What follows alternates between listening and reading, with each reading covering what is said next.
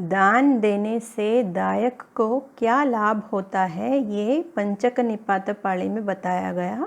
पंचमे भिक्खवे दाने आनिसंसा कतमे पंच बहुनो जनस्स पियो होती मनापो संतो सत्पुरुषा भजन्ति कल्याणो कीर्तिसद्दो अभ्युगच्छति गिहि धम्मा अनपगतो होती कायस्स भेदा परं मरणा सुगतिं सग्गं लोकं उपपज्जति। तो कहा भिक्खवे पंचमे दाने आनिसंसा, भिक्षुओं को संबोधित कर रहे हैं इसलिए भिक्षु का भिक्खवे हो गया। दाने सप्तमी विभक्ति माने दान में। जो लोग पाली भाषा और पाली व्याकरण सीखना समझना चाहते हैं वो डिक्शनरी खोलकर दान शब्द को देखें और पहले लिंग नोट कर लें।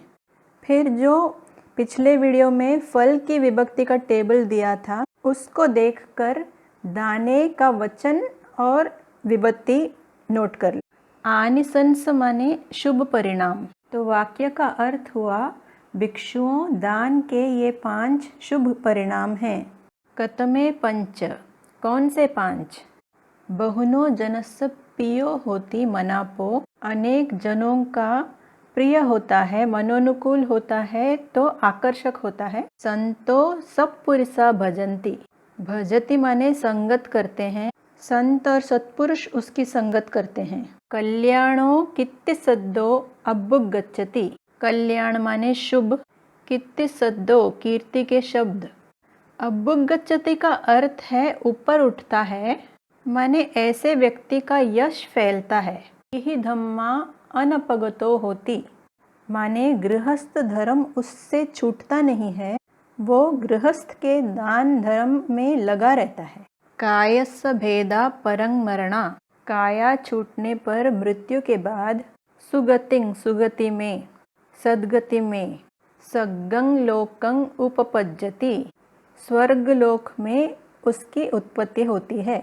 भोजन सुत्तम में भोजन दान के लाभ बताए गए।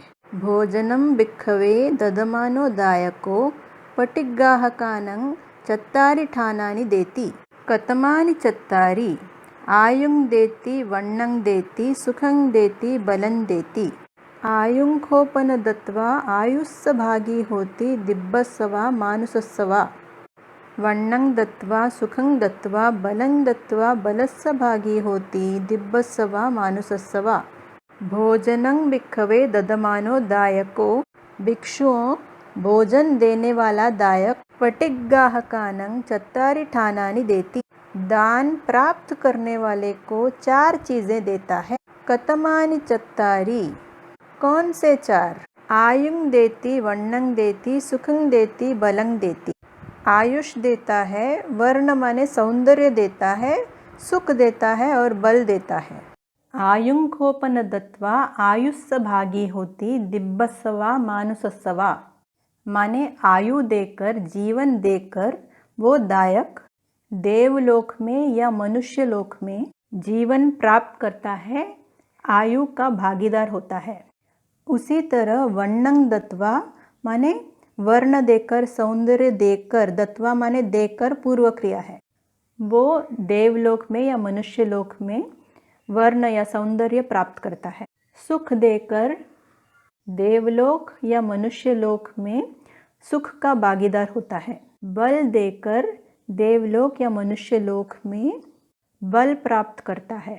अब थोड़ा सा व्याकरण देखते हैं। बल का भागीदार होता है। हिंदी में छठी विभक्ति माने संबंध कारक का चिन्ह है का, के, की इत्यादि। पाली में बल के साथ अस्य जोड़ दिया, बलस्स माने बल का। इस वाक्य में दिब्ब का अर्थ है दिव्य और मानुष का अर्थ है मानवीय, तो ये दोनों विशेषण हुए। तो जब कहना चाहते हैं कि दिव्य बल का भागीदार होता है तो कहेंगे दिब्बस्स बलस्स भागी होती। दिव्य बल कहा तो दिव्य विशेषण है और बल संज्ञा है, तो बल शब्द का जो लिंग वचन और विभक्ति है उसके साथ जुड़े हुए विशेषण माने दिव्य शब्द के साथ वही लिंग वचन और विभक्ति लगाते हैं। ये पाली व्याकरण का नियम है।